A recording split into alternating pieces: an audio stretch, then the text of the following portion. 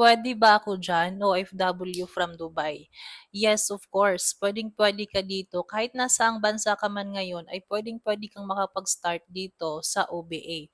Kasi ang kailangan lang naman natin dito is cellphone, stable internet connection, and of course kailangan meron kang time na at least 2 to 3 hours a day na puwede mong magagawa si OBA sa free time mo. And in fact, marami na po kaming mga natulungan na OFW, iba't ibang countries. And most of them is nakapag for good na din dito sa Pilipinas dahil sa OBA. At dahil nga kumikita sila ng malaki dito, after mag for good is nag full time dito sa OBA. So now, wag kang mag-alala kasi ang gagawin mo lang naman dito is magse-set ka lang ng appointment to our local and international clients.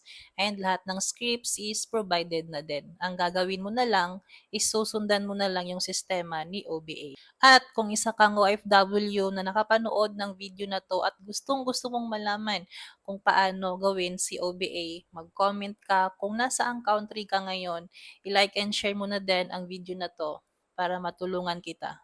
See you!